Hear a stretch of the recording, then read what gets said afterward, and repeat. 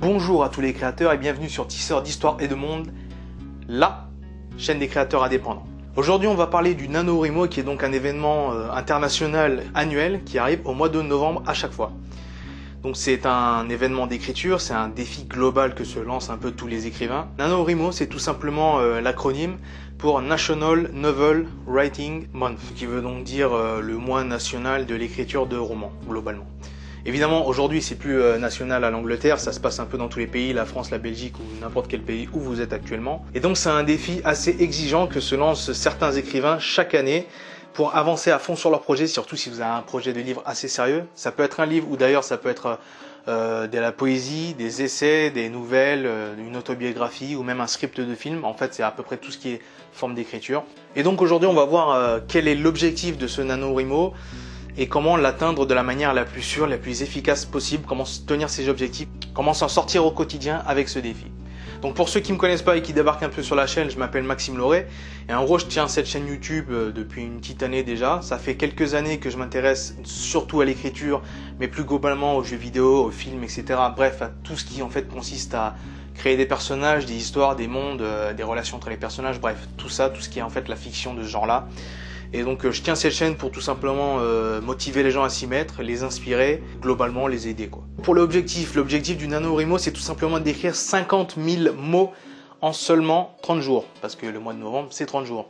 Du coup ça nous fait une moyenne grosso modo, je vous fais le calcul, d'un peu moins de 1700 mots par jour en moyenne bien sûr. Ce qui est quand même assez conséquent, ça fait à peu près 4 pages à ne pas rater un seul jour, sinon vous allez devoir rattraper sur un autre jour en écrivant encore plus. Donc oui, c'est clair que sur un mois en plus, c'est assez intense quoi. Ça demande vraiment de s'y mettre sérieusement et d'être assidu. L'utilité principale, selon moi, bien que je ne le fasse pas, de ce défi, c'est tout simplement d'éviter la procrastination entre guillemets active. Ça, vous savez ce que c'est quand on a un projet, par exemple, de roman, et qu'on le complexifie sans arrêt, on fait des nouveaux plans sans arrêt, on change pas mal de choses sans arrêt. En fait, on commence jamais à écrire le premier chapitre ou la première page de script si vous écrivez un film ou la première ligne de poésie, ce que vous voulez. Mais on commence jamais à le faire parce qu'on revoit le plan, on revoit la théorie de ce que ça devrait être, etc. On revoit est-ce que je devrais faire, est-ce que je devrais pas, etc. Et on se lance jamais vraiment. On se lance jamais vraiment parce qu'en fait, au lieu d'agir, etc., de se mettre à écrire, on réfléchit. C'est pas forcément parti d'une mauvaise intention parce qu'en fait, ce qu'on veut faire, c'est tout simplement de la qualité. Et ça, c'est très important, évidemment. Mais il y a un moment, il va falloir s'y mettre, il va falloir se lancer et faire de la quantité avant tout. Parce que la qualité, c'est bien. Mais quand on produit rien, il n'y a rien qui est qualitatif puisqu'il n'y a rien du tout. Tout simplement. Donc, il faut commencer à produire quelque chose en masse et ensuite améliorer la qualité du tout, quoi. Après, peaufiner. Comme je l'ai dit dans une ancienne vidéo, rien n'est définitif, commencez par écrire d'abord et après vous reviendrez dessus, c'est pas grave. Donc déjà, l'état d'esprit à avoir pendant ce mois-ci, c'est quantité uniquement, et je dis bien quantité uniquement. Et quand je dis quantité, c'est la quantité de mots dans vos chapitres, dans votre script, etc. C'est-à-dire que c'est pas le moment de revenir sur vos fiches de personnages, sur le lore du monde, etc., etc. Là, c'est le moment vraiment d'écrire en soi. C'est pas le moment d'essayer de faire la belle mise en page, d'essayer de faire vraiment d'anticiper l'édition. C'est pas le moment de corriger la grammaire, l'orthographe, la conjugaison, etc. C'est pas le moment de revenir sur un chapitre que vous avez écrit la veille parce que vous n'avez pas le temps. Si vous faites ça tous les jours, vous n'allez jamais vous en sortir. C'est le moment vraiment d'écrire. Et après, le mois prochain, là, vous aurez le temps de revenir. Est-ce que ça va? Est-ce que ça va pas? Est-ce que ce personnage ne devrait pas le changer? Tout ça, vous verrez plus tard. Il faut vraiment se dire, là, c'est le but, c'est juste d'écrire en quantité. Le reste, c'est plus tard. Faut vous vider l'esprit, faut vous simplifier les choses un maximum. Déjà, si vous avez compris ça, vous avez déjà un bon pas d'avance sur pas mal de gens qui vont se lancer dans le défi. Parce que je rappelle quand même que chaque année, il y a entre grosso modo 200 et 400 000 personnes à l'échelle du monde qui vont essayer le défi et il y en a à peu près 30 000 qui vont le valider. Donc c'est bien que c'est pas si simple que ça. Ça fait à peu près 10%, quelque chose comme ça. Ça reste quand même un relativement beau score, je trouve. Une autre chose à faire avant même de commencer, et là ça tombe bien parce que cette vidéo tombe à peu près un jour avant le début du mois de novembre, donc ça vous laisse normalement assez de temps pour le faire, c'est de faire un plan, c'est-à-dire de prévoir les choses. Ça peut être de manière globale sur votre vie, c'est-à-dire quel jour je vais écrire, quel jour je vais pouvoir le plus écrire ou le moins écrire, parce que si certains d'entre vous travaillent beaucoup certains jours, vous n'allez pas pouvoir faire forcément 1700 mots ces jours-là, mais du coup vous allez rattraper sur d'autres jours, mais ce serait bien de prévoir ça à l'avance, prévoir un objectif réalisable chaque jour en fonction de votre emploi du temps, prévoir à quel moment vous allez mettre vos séances d'écriture, combien de temps elles vont prendre déjà, parce que tout le monde ne met pas autant de temps pour écrire 1700 mots, ceux qui ont l'habitude mettront moins de temps que ceux qui n'ont pas l'habitude forcément. Du coup, il faut essayer de se connaître un minimum par rapport à ce que vous avez déjà écrit. Et ensuite, il faut prévoir des séances qui sont logiques. Voilà. Par exemple, si vous faites 2 heures, prévoyez 2 heures, mais prévoyez un moment dans la journée où vous avez vraiment vos 2 heures. Prévoyez pas de faire ça pendant votre cours à la fac, par exemple. Mais quand je dis préparer les plans, c'est aussi de manière un peu plus stricte, c'est-à-dire vraiment sur ce que vous allez écrire. C'est-à-dire, vous avez forcément un scénario à préparer, des personnages, etc. Il vaudrait mieux avoir déjà les personnages, déjà les principaux arcs et twists scénaristiques, parce que si vous devez réfléchir à ça en même temps que vous écrivez, vous allez forcément moins faire en quantité, ça c'est évident. Du coup, il vaut mieux avoir vraiment un plan relativement détaillé à l'avance, à moins que votre écrit soit très simple. Mais bon, c'est toujours mieux de prévoir la chose. Vous faites vraiment la partie théorique avant, et dès que le mois commence, là ok c'est bon, je commence à mettre tout ce que j'ai prévu dans mon plan et je commence à mettre tout de manière pratique. Ensuite, on va passer aux astuces, on va dire, de gestion de temps.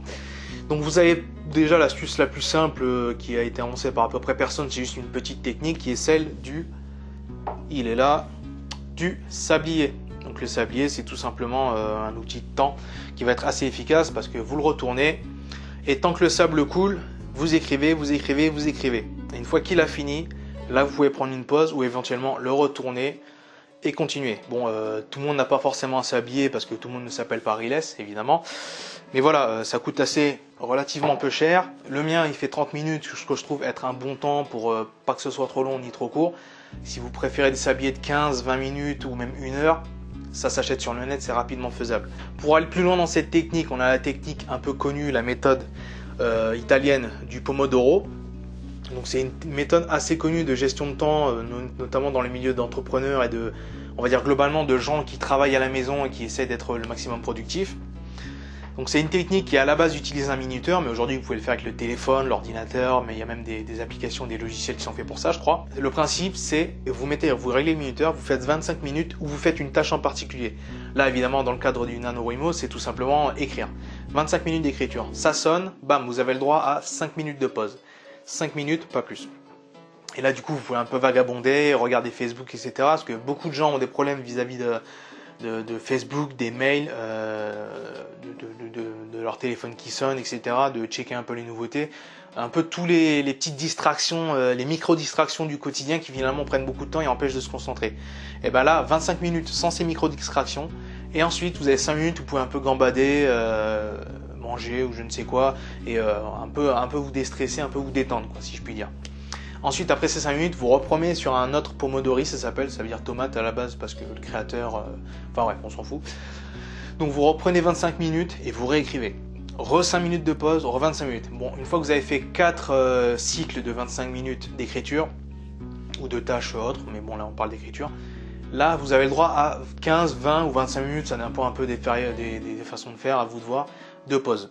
Et ensuite vous pouvez reprendre 25, 25, 5, 25, 5, 25, 5. Et ce pour la durée que vous avez choisi de faire. Encore une fois, c'est à vous de voir combien de temps il vous faut pour écrire vos 1700 mots.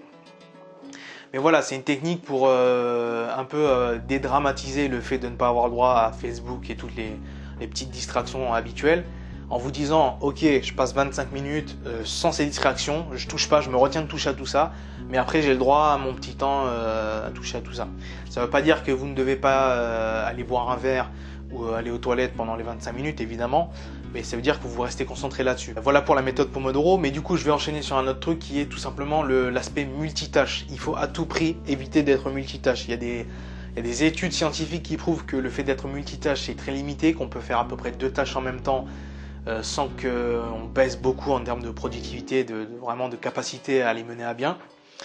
Et du coup voilà, le but c'est que quand vous écrivez, vous faites pas une séance de sport à côté en même temps, vous parlez pas à un ami en même temps, vous prévoyez pas un autre bouquin à écrire en même temps, vous touchez pas vos listes de persos en même temps que vous écrivez. Bref, le but c'est vraiment de faire un truc à la fois. Vous êtes en train d'écrire, vous êtes en train de faire la quantité, c'est tout. Si jamais vous avez une perte de concentration malgré que vous êtes dans vos 25 minutes, malgré qu'il n'y ait ni Facebook ni autre distraction, parce que votre esprit il est en train d'un peu de vagabonder, de penser à quelqu'un, ou penser à un autre problème au boulot, ou penser à des notes à l'école, ou je ne sais quoi d'autre, il y a une astuce relativement simple qui traîne un peu sur le net, qui s'appelle, entre guillemets, la pleine conscience, même si c'est un grand mot. En fait, c'est tout simplement, ça consiste, quand vous commencez à sentir votre esprit vagabonder, à essayer de sentir l'instant présent. Pas dans des trucs un peu de hippie et tout, mais plus dans un peu une forme de méditation assez simple et courte.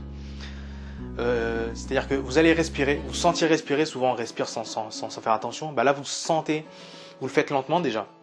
Vous sentez l'air qui passe dans votre nez, l'air qui arrive dans vos poumons, vous sentez votre poitrine se soulever, se rebaisser, vous sentez l'air autour de vous, s'il est chaud, s'il est froid, vous sentez s'il y a une odeur dans le corps. Vraiment, vous sentez l'instant présent, votre corps là où il est posé, votre chaise, votre bureau, votre clavier sous vos mains, etc. Vous sentez vraiment l'instant présent et ça vous ramène, voilà, ça vous permet d'oublier un peu les pensées futiles et vous ramener un petit peu à ok, je suis là, je suis en train de faire ça. Et ça, c'est utile vraiment. Après, un peu toutes les astuces que je donne aujourd'hui, c'est utile pour un peu n'importe quelle concentration, n'importe quel projet productif que vous pouvez avoir, même si aujourd'hui on parle du NaNoWriMo. Ensuite, hors des astuces de gestion de temps et même des astuces de mentalité, il y a aussi l'hygiène de vie globalement. Déjà, le plus important, c'est le sommeil. Le sommeil, c'est ultra important. Il y a pas mal d'études scientifiques qui prouvent que quand on dort pas assez, on a l'impression de gérer, mais au fil du temps, plus ça va, plus nos performances dégringolent. Et ça, c'est vraiment, quand je le redis, c'est vraiment sans le remarquer. Les gens ont vraiment pas l'impression du tout d'avoir changé. Mais ça se passe comme ça. Donc faites en sorte d'avoir vos 7, 8, 9, ça dépend des besoins de chacun, de sommeil tous les jours. Sinon, les activités du type écriture, où c'est assez intellectuel, il faut être concentré et tout, et rester sur la même place, vous n'allez pas y arriver. Et vraiment, j'insiste sur le fait que c'est à peu près 8 heures pour une personne lambda, parce que je sais qu'il y a pas mal, voilà, quand on lit les autobiographies de grands hommes, leurs conseils, etc., souvent ils ont tendance à dire, moi je dors 6 heures, moi je dors 5 heures, moi je dors 4 heures, c'est un peu la course à qui aura la plus grosse finalement. C'est bien d'écouter les grands hommes, parce que souvent ils mettent des objectifs, ils fixent la barre assez haut, il vaut mieux la fixer trop haut que trop bas, je trouve. Maintenant, chacun a ses limites, chacun a ses besoins, et il faut pas oublier que souvent ces gens-là trichent un peu. C'est-à-dire que souvent les grands hommes, en fait, c'est des grands sportifs aussi. Ou du moins, c'est des gens qui ont le sport comme étant important dans leur carrière. Par exemple, si vous écoutez Schwarzenegger ou The Rock, Dwayne Johnson pour les intimes, ils ont tendance souvent à dire « Ouais, moi je dors 4 heures ou 5 heures ou même 3 heures, je sais même plus. Je dors 4 heures par nuit et après je suis chaud, je fais mon sport, etc. » Les mecs, ils font je sais pas combien d'heures de sport, ils font des films, ils font ceci, ils font cela, et pourtant ils dorment 4 heures. Normalement, t'es mort si tu fais ça. Et ben eux non. Mais pourquoi? Tout simplement parce que voilà, ces deux-là, on sait très bien à quoi ils tournent, hein. C'est tchic les stéros, et puis forcément le matin ça part comme ça. Hein. Mais vous êtes des hommes, des hommes et des femmes naturels, pas des Superman. Du coup, il faut fonctionner de manière naturelle et donc avec vos 8 heures environ de sommeil. Voilà, ne vous basez pas sur ce que font forcément les autres pour faire la même chose pour vous, ça risque de ne pas fonctionner. Ensuite, il y a la nourriture. Bon, là, je suis assez mal placé, on va dire, pour le dire, mais voilà, manger sain globalement aide à mieux réfléchir, aide à être mieux concentré, etc. C'est assez léger, mais ça peut toujours aider. Ensuite, il y a l'exercice. Que vous soyez sportif ou non, on vous demande pas forcément de faire 2 heures de footing tous les jours, mais voilà, vous dépensez un minimum de manière quotidienne ou hebdomadaire, on va dire de manière régulière, quoi. Ça aide à être mieux concentré, à être moins agité, tout simplement parce que voilà, quand on s'est dépensé, quand on est allé, on s'est donné, on n'est plus là avec un esprit qui est en mode oula, je suis partout un peu comme si on avait pris de la coke, parce que on a rempli nos besoins un peu corporels, si je puis dire. Et du coup, c'est une bonne chose. Ça peut être par exemple une bonne chose de faire, je sais pas moi, quelques pompes ou une petite course ou même de la marche avant de commencer à écrire pour que votre esprit soit calmé, soit vous êtes posé, vous allez transpirer, vous avez la dopamine qui vous aide à vous sentir bien et hop, vous écrivez. Ça peut vraiment être. Avant-dernier petit conseil bonus là, il s'agit d'un logiciel, enfin d'une application qui s'appelle Habitica, qui est donc sur téléphone, Android et il me semble Apple et compagnie quoi. C'est une application assez simple, assez sobre, assez utile et qui pèse pas énorme sur votre téléphone, qui donc consiste à gamifier vos activités, vos tâches, vos devoirs, un peu voilà tous les trucs un peu corvées quoi, si je puis dire grosso modo, tous les trucs pas forcément fun. Qu'est-ce que ça fait? C'est-à-dire que vous allez fixer des objectifs que vous fixez, que ce soit des rendez-vous ou des trucs réguliers, etc. Vous allez les mettre sur l'application et à chaque fois que vous en validez un, suivant le niveau que c'est, je sais plus exactement comment ça fonctionne, ça fait longtemps que je suis plus dessus. Et ça va vous faire gagner des points d'expérience et je crois que vous avez des équipements un peu comme dans un RPG, donc un peu comme dans un jeu vidéo si vous préférez. Et du coup il y a ce côté, ça utilise un peu les mêmes tendances que les jeux vidéo qui vous font un peu courir après la carotte quoi, si vous voulez. Et du coup ça permet vraiment de fixer des objectifs, d'avoir une pseudo-récompense quand vous les validez et voilà, vous sentir un peu récompensé par ça et avoir quelque chose qui vous fait un peu courir parce que c'est plus fun à faire. Si vous avez vos 1700 vos quotidiens et que vous les faites vous-même, vous n'allez pas forcément vous féliciter vous-même.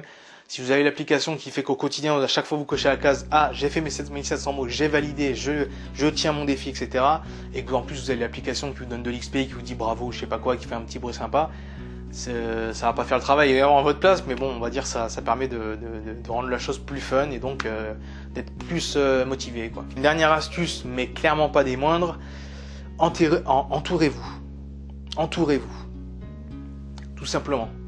C'est-à-dire qu'il n'y a rien de mieux que de partager ça avec quelqu'un d'autre pour se sentir déjà moins seul et avoir peut-être éventuellement un peu d'esprit de compétition suivant comment vous êtes. Avoir quelqu'un qui vous remotive quand vous vous démotivez et vice versa. Et pour ça, bon, vous n'avez pas forcément tous des écrivains, des artistes, etc. dans votre entourage, mais il y a les forums. Donc je ne citerai pas, il y en a déjà pas mal, des forums d'écriture où les gens s'entraident, s'entremotivent, etc. Il y a cette chaîne, bien sûr, tout simplement. Et donc pour ceux qui connaissent pas très bien, sur cette chaîne, on a un serveur Discord qui est donc un peu un équivalent de Skype à l'ancienne, mais donc un petit logiciel que vous téléchargez en 2.2 qui pèse que dalle, où vous signez, c'est gratuit, etc. Et vous pouvez discuter dans des groupes ou même de manière directe avec des gens. Et en gros, nous, on a un groupe sur Tisseurs d'Histoire et de Monde qui donc réunit des créateurs, tant que vous écrivez des histoires, etc. C'est ouvert à peu près à tout le monde, hein. Il y en a même certains, parfois, ils arrivent sans connaître la chaîne, bon, ça arrive. Et on accepte tout le monde, et donc il y a une espèce d'esprit d'entraide, voilà, les gens disent où ils sont, où est-ce qu'ils écrivent, où est-ce qu'ils en sont, à quelle heure ils vont. Les gens essaient de s'entremotiver, souvent ils ont un pseudo qui est suivi du nombre de mots qui sont écrits sur leur objectif quotidien, hebdomadaire ou mensuel. Et voilà, après ça vous permet de discuter, d'être avec des gens qui font le défi comme vous, parce que je sais qu'il me semble qu'il y en a 2 ou 3 qui vont le faire. Et donc voilà, c'est un Discord ouvert à tous, et on est déjà à peu près 15-20 dessus, c'est pas mal, ils ont même un projet d'écriture en commun. Donc voilà, passer dire bonjour, ça peut être sympatoche. Voilà pour toutes ces astuces donc sur le NaNoWriMo, donc je pense que c'est quand même relativement complet, il y a de quoi gérer, quoi. Voilà, le plus important, ça va vraiment être dans le bon état d'esprit. La quantité, et le reste, on verra plus tard. Il y a même un mois qui s'appelle le Nano Edimo, je crois, qui est donc le mois de décembre, pour éditer le roman, régler tous les détails, etc. Et il y en a un, c'est aussi le Nano Pubmo, donc pour publier le roman, qui est, je crois, au mois de mars. Il me semble avoir entendu des trucs comme ça. Bon, moi, je m'en inquiète pas trop, mais voilà. Chaque chose en son temps, rappelez-vous de ça. Utilisez des astuces de gestion de temps si vous avez du mal à vous concentrer, etc. Une bonne hygiène de vie, ça vous aidera. Et ensuite, entourez-vous, venez sur le Discord par exemple, discuter, ça vous aidera aussi à vous sentir moins seul, à rester plus dans le délire et à tous nous tirer vers le haut finalement. Bon courage, amusez-vous, c'est le plus important, hein, pour rester motivé, le mieux c'est d'aimer ce qu'on fait. Et donc à la prochaine pour d'autres astuces, que ce soit sur l'écriture, sur le jeu vidéo, bref, sur tout ce qui entoure la création de fiction globalement. Bonne création, à plus.